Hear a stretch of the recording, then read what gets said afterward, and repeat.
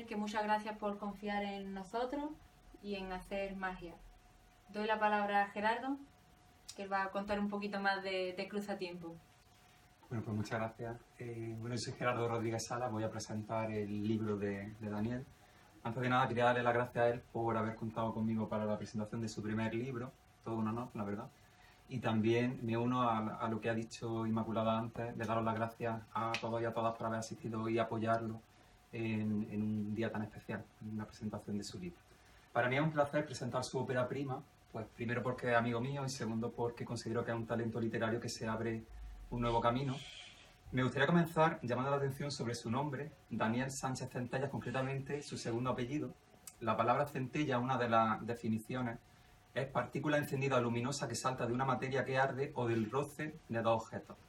Y aquí hoy la materia que arde es Cruzatiempo, que os invito a que leáis. Es la primera chispa de lo que estoy seguro que va a ser una larga trayectoria literaria. Hoy se estrena como escritor, pero lleva mucho tiempo trabajando y forjando esta historia que hoy va a compartir con nosotros como un pequeño aperitivo de lo que será un gran banquete, y lo digo con conocimiento de causa porque sé que está trabajando ya en nuevas historias, nuevos proyectos y verán la luz muy pronto, así que le auguro un gran futuro. De todas maneras, Cruzatiempo es una colección de 4 relatos que son bastante difíciles de categorizar y de clasificar. Tal vez por la novedad que ofrecen, yo voy a intentar clasificarlo, pero como digo, no es fácil. Entonces, en mi opinión, son cuentos de hadas modernos que nos adentran en una ficción historiográfica con tintes postmodernos. Entonces voy a intentar aclarar un poco cómo lo veo. Por un lado, el cuento de hadas para mí es uno de los sustratos más importantes, sobre todo en, en el primer relato y en el último, los que abren y cierran la colección. Son cuentos con sabor antaño, pero con un giro creativo que nos hacen revisar el cuento de hadas tradicional desde otra perspectiva, desde la desfamiliarización. Como diría Angela Carter, Daniel nos ofrece vino viejo en odres nuevos y consigue extraer la esencia del cuento de hadas para darnos una lección o una enseñanza bastante actualizada, llevada al mundo actual. Sus relatos respetan y demuestran conocer la morfología del cuento de Vladimir Prop, pero insisto que nos regalan giros argumentales muy interesantes y os invito a que los descubráis leyendo la colección. Aparte del formato del cuento de hadas, Daniel también interactúa con otras tradiciones clásicas, literarias. Una de ellas es la épica clásica, y en mi opinión hay una referencia bastante sutil, pero yo la encuentro casi común a todos los relatos, y es la Odisea de Homero. Concretamente la imagen del viaje de vuelta a casa, que para mí es una metáfora que une todos los relatos en esa especie de búsqueda de la esencia humana, de esa casa que queremos todos encontrar. Tal vez lo interesante no es descubrirla, sino el proceso de descubrirla, ese viaje que nos lleva a descubrir a esa esencia humana. Tal vez, aparte del cuento de hadas, para mí lo más interesante sería cómo introduce la ficción historiográfica, es decir, los elementos históricos que introduce para montar ese cuento de hadas en apariencia. Nos ofrece un recorrido por la historia de la humanidad y del conocimiento universal, que vemos sobre todo en el último cuento, en El herrero hechizado. Pienso que este formato es el que probablemente le nace de forma más natural, porque quienes conocemos a Daniel sabemos que incluso en el día a día siempre está compartiendo conocimiento, y creo que es su forma a lo mejor de canalizarlo de forma magistral en los cuentos. Pero no nos presenta la historia tal y como la conocemos con los libros, sino que se atreve a cuestionarla y a revisarla. Y ahí es donde radica el potencial de su argumento y de sus personajes. Ningún personaje cumple estereotipos, y de hecho lo que hace es romper estereotipos, sobre todo en mi opinión, de género y de clase social. Concretamente, en el primer cuento encontramos una princesa empoderada que rompe totalmente la tradición del cuento, y hay un guiño a la educación como herramienta de cambios sociales. Concretamente hay referencias a distintas revoluciones históricas y cómo sirven para cuestionar instituciones como la monarquía o sistemas políticos corruptos, todo ello con la carcasa aparentemente inocente del cuento de hadas, pero que le sirve como un bombazo para romper esa especie de conexión infantil que normalmente asociamos con el cuento de hadas. El segundo cuento revisa el concepto de amor romántico y nos devuelve un poco la esperanza en ese concepto de amor romántico, porque lo que hace es conectar una historia personal una vez más con una perspectiva histórica. Entonces combina esos dos elementos que yo creo que le dan una dimensión diferente al típico o a la típica historia de amor, ¿no? El tercer cuento revisa la épica clásica desde la parodia, se titula Dimitrios, un cronista griego, y lo que hace es presentarnos el concepto de crónica, pero no la típica crónica histórica, sino una crónica muy diferente, que ya veréis. lo que hace es revisar esa épica y ofrecer justamente un mensaje pacifista, todo lo contrario de lo que esperaríamos encontrar en una época en la que estamos bastante necesitados de optimismo más allá de todo ese conflicto bélico. Y por último, El herrero hechizado nos devuelve, en mi opinión, la magia de la superstición en un relato que cuestiona el extremismo religioso basado en ritos antiguos y vacíos de significado, y nos ofrece, digamos, revisar la magia una vez más. Por último, como decía antes, tiene rasgos postmodernos, y es que, en mi opinión, todos los relatos, en mayor o menor medida, lo que hacen es destruir el concepto de una verdad única y nos ofrecen pues bueno, una celebración de la pluralidad, de que no hay una sola verdad y tenemos que descubrir todas esas verdades. Y por tanto, en mi opinión, a lo mejor si tenemos que extraer una verdad de estos cuentos es precisamente ese viaje a la enseñanza, a descubrir cosas. Y os aseguro que si leéis los cuentos vais a descubrir una lección vital que no vais a olvidar. Como conclusión, los 4 relatos destilan, en mi opinión, actualidad y nos enfrentan a la realidad social de nuestros tiempos: la corrupción del sistema político, instituciones decrépitas y primitivas que necesitan renovación y extremismos religiosos que no son tan diferentes a las actuaciones radicales que pudiéramos encontrar en el Santo Oficio de la antigüedad. Pero el mayor logro de Daniel, en mi opinión, es crear en el lector la duda de si lo que estamos leyendo es verdad o ficción. Y ahí los detalles históricos son el ingrediente clave. Por tanto, os invito a leer este libro y a que aprendáis con su lectura, como digo. Y finalmente, pues muchísimas gracias a Daniel por permitirme ser quien lo bautiza literariamente en este acto, y ahora sí que le doy la palabra a él, que es el gran protagonista, y que nos explique todo lo que quiera con respecto al libro. Bueno, primero de todo, pues obviamente agradecer tan magnífica introducción que me ha hecho Gerardo, y que siempre me deja un poco fuera de lugar, porque es más de lo que puedo esperar. Y muchas gracias a todos vosotros, por supuesto, a todos los que estáis aquí, por quiénes sois y cuántos sois. Eso realmente me honra y me emociona. Y obviamente, como no, gracias a Inma, porque hemos llegado a esta simbiosis que ha conseguido sacar esto adelante. Bien, yo... Caramba, con semejante introducción no sé qué decir ya. Yo en realidad os voy a hablar muchas cosas que rodean el libro y que no aparecen en el libro. Entonces es bueno que estéis aquí porque ya lo podréis tener como una información extra. Y voy a responder una serie de preguntas que es bueno saber de un libro cuando se sale a luz.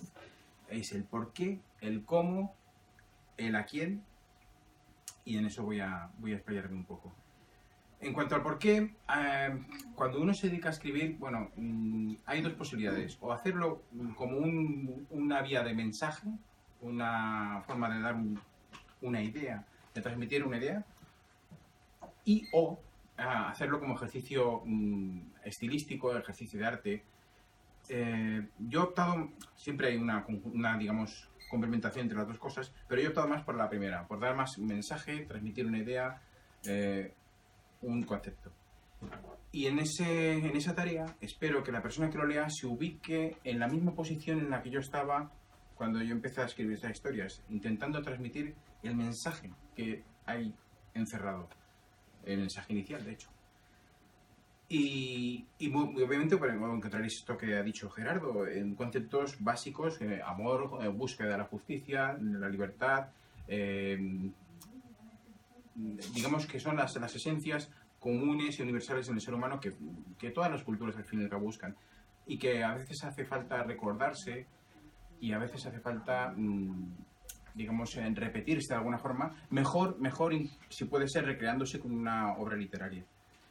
En este aspecto me gusta recordar lo que dice, el símil que hace, bueno, más que símil, el símil lo hago yo, pero el estudio que hace Conrad Lorenz, el etólogo, en comportamiento animal, que los gansos para volar necesitan animarse todos: vamos a volar, con sus granitos, y entonces vuelan todos. Pues aquí un poco es, si recordamos todos cuáles son los conceptos básicos que buscamos, amor, justicia, libertad, bla, bla, bla, pues podemos quizás construir una sociedad mejor. Entonces, una forma de recordárselo, pues hacer obritas como esta. Y en ese, ya concretando un poco con cada cuento, pues sí, voy a parafrasear, repetir un poco quizás lo que ha dicho Gerardo. De hecho, le voy a dar una razón acertado de pleno, y lo completaré con otro pequeño mensaje que hay en cada cuento. Empezaré con el flautista y la princesa. El flautista y la princesa es un cuento que, digamos, que tiene aspectos iconoclastas en cuanto al rol de la mujer tradicional, las formas de gobierno, etcétera. Pero también hay una historia de superación. Uno de los personajes es un personaje marginal, no aceptado por su sociedad, pero que se supera a sí mismo por amor. Muchas veces hacemos las cosas más grandes no por nosotros mismos, sino por alguien, un hijo, una persona que queremos. Y ahí está un poco esa historia. Para daros un pequeño flash de la historia y daros si alguien me coge esto, las que graban, ¿no? Os he pasado una serie de imágenes para daros un pequeño flash, como de, si se va a ir pasando, para daros un pequeño flash de dónde y cuándo se ubica, empieza la historia, para deciros, pues, mira, va de esto, ocurre aquí. Entonces, os puedo dar un poco, abrir boca respecto a la historia. Estamos hablando de una historia, claro, que ocurre en el siglo XVIII. Bueno, segundo, Las mitades de una piedra, es cierto, es una historia de amor. Es una historia de amor, pero no del amor típico de sonrisitas y picnics y se acabó. No, es un amor verdadero en el sentido de que cruza las vicisitudes, supera los problemas. Es un amor que precisamente está probado, está a prueba de bomba. Entonces es eterno. Y por otra parte también le pasa lo que dice Erich Fromm, que cuando un amor es verdadero, desborda hacia su entorno. Y entonces es un amor que también ama a los demás, ama el entorno. Y hay mucho de esto en Mitades de una piedra. También os pasaré un pequeño flash. Un pequeño flash para deciros dónde y cuándo empieza Las mitades de una piedra. No os digo nada para que lo adivináis, claro, obviamente. El siguiente cuento es Dimitrios, un cronista griego. De nuevo, Gerardo ha dado en el clavo. Hay un mensaje pacifista con mucho humor. Bueno, yo lo veo bastante irónico. Espero que también vosotros veáis así. Y ocurre, aunque es el cronista griego, ocurre durante una época del Imperio Romano. Y bueno, tiene la gracia de que el Imperio Romano era muy grande y bueno, pasan muchas cosas. No puedo decir más. Después, el último cuento es El herrero hechizado. Y en este, de nuevo, también para sorprender lo que dice Gerardo, es un cuento que expone lo que es casi un instinto intelectual del ser humano. Buscar, encontrar cuando abre una puerta porque responde a una pregunta, se encuentra al final que hay otra puerta cerrada y es otra pregunta. Y es como lo que ocurre en ciencia, como ocurre en filosofía, como ocurre en cualquier forma de pensamiento, que siempre es un viaje infinito hacia una búsqueda. Y ese concepto queda muy claro en el herrero hechizado. Sí, aquí hacía una pequeña reflexión. Hoy en día las grandes compañías utilizan ese instinto de buscar siempre algo para que busquemos el nuevo iPhone. Pero precisamente coincide un poco con eso, que nosotros siempre... ¿Por qué queremos mejorar siempre? Pues es una constante que está en el ser humano. Y de eso. Bien, ya os he hablado un poco del por qué, el mensaje que hay en cada cuento. Y ahora os hablaría un poco del cómo. Para el cómo he utilizado unos recursos. El recurso evidente y claro es el mismo cuento, el género del cuento. Pero no el cuento, claro, a nivel infantil, sino un cuento como relato corto, como los cuentos de Maupassant, como los cuentos de Borges o los de Cortázar. Y obviamente pues tiene cierta complejidad y su formato me permite que sea agradable, fácil de escribir, obviamente, porque cuando uno empieza, mejor que empiece con cuentos, antes que empezar con una cosa gigantesca. Y eso permite, además, colocar diferentes historias en un formato pues bastante legible. Y por eso elegí el cuento, me pareció ideal para esto. Y el otro recurso, así a grosso modo, es que es un comodín, es el tiempo histórico. El tiempo histórico es un gran recurso porque uno se puede parar en pequeñas esquinas del tiempo histórico que seguro que le habrán pasado, que permiten de hecho hipotetizar, porque el tiempo histórico tiene muchas esquinas desconocidas y lugares en los que uno se puede parar a decir, ¿y si pasó esto? ¿O si pasó lo otro? Entonces, un poco existe aquí ese juego. Es un gran recurso el tiempo histórico, de hecho.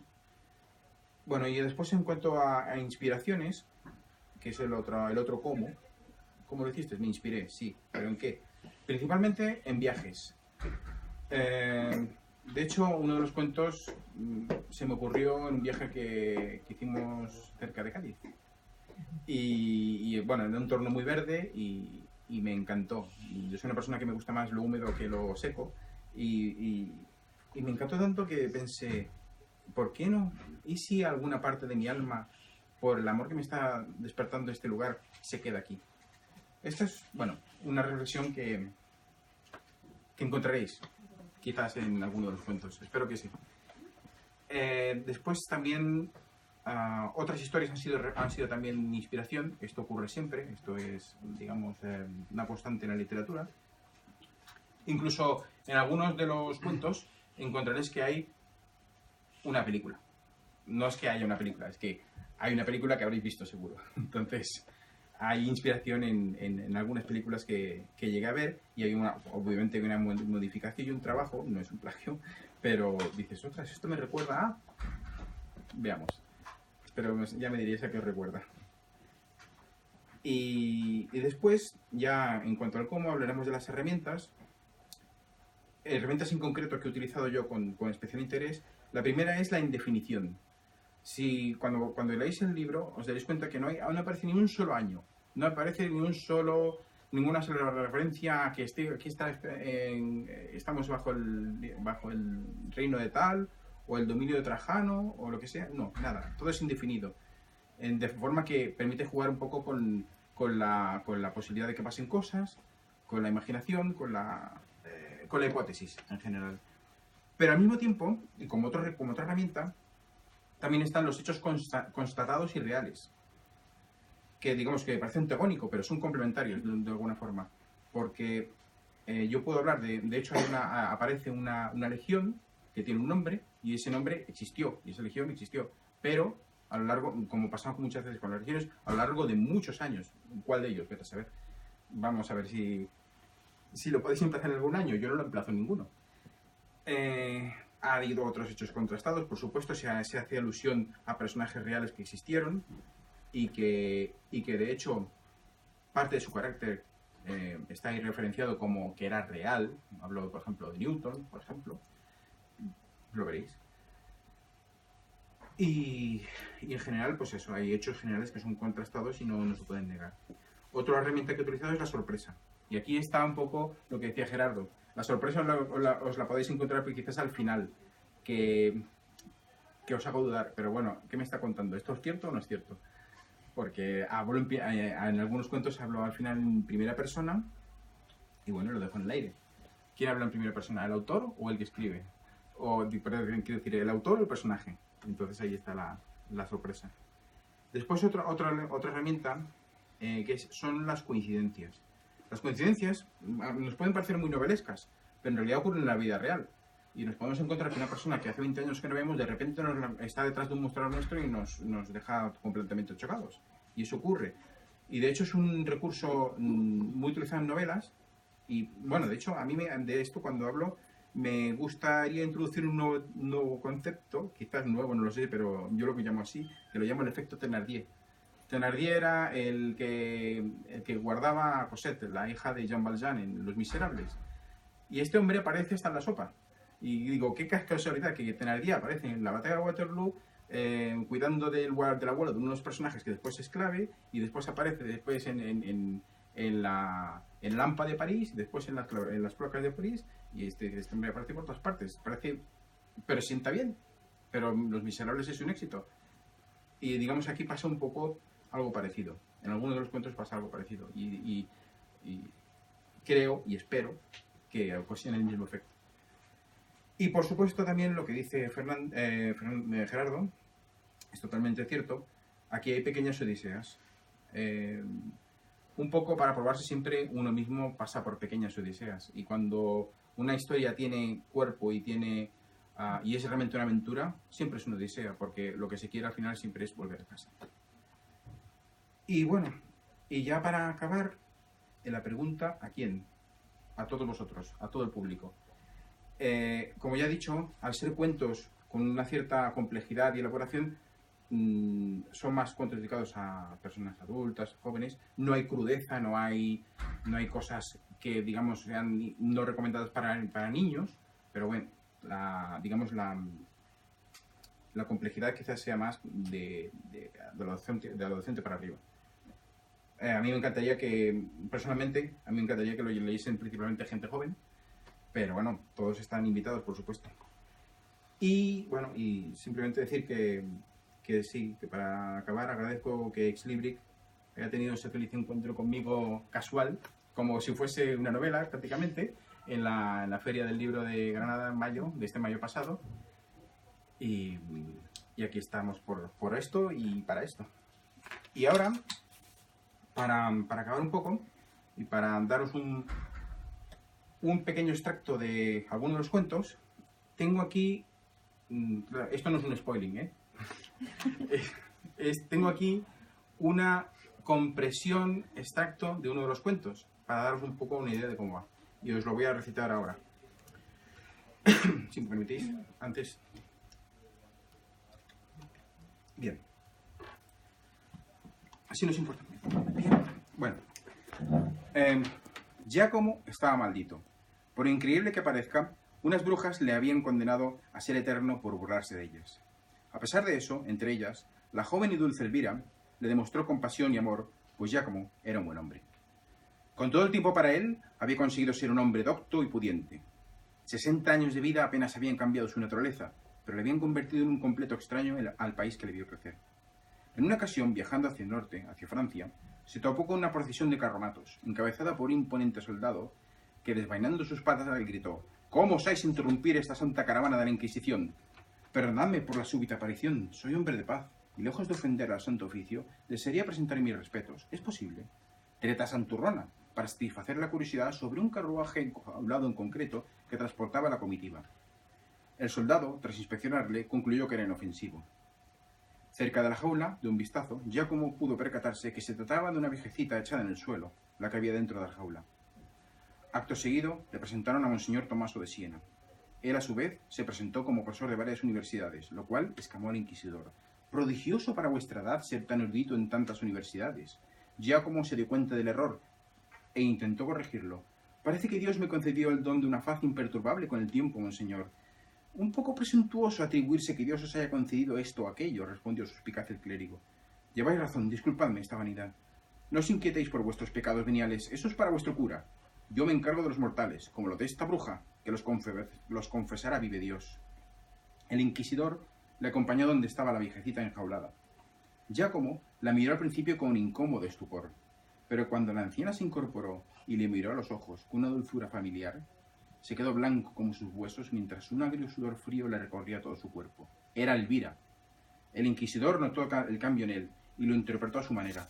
«¡Esa bruja os está hechizando! ¡Válgame el cielo!». El cura ordenó que lacerasen a la bruja con picas. Giacomo no pudo contenerse. «¡Deteneos! ¡Tened piedad!». El inquisidor volvió rápidamente su mirada hacia Giacomo. Este se dio cuenta de su nuevo error. Sin embargo, Elvira, que lo había reconocido, no revelaría su identidad. Ella se consideraba ya perdida y quería proteger a Giacomo, aunque fuese por algo más de tormento. Giacomo rectificó de inmediato. «Sí, en verdad me he sentido hechizado y he visto el mal, pero también lo vio Cristo y pidió perdón para sus asesinos. Disculpad que sea excesivamente compasivo». «Sois en verdad muy extraño, maese Giacomo. Me gustaría hablar con vos largo y tendido». «Monseñor, me esperan en París con urgencia. Os doy palabra de cristiano que daré testimonio de que me salvasteis de una bruja y la alta labor que lleváis en el santo oficio». Tocado en el ego, Tomaso se ablandó y le dejó marchar con su bendición. Al volver un recodo, Giacomo desmontó y lloró. Lloró como jamás había llorado. Pensó en quitarse la vida, pero más tarde comprobó que siendo eterno nada podría hacer al respecto. debía seguir maldito. ¿Qué os ha parecido?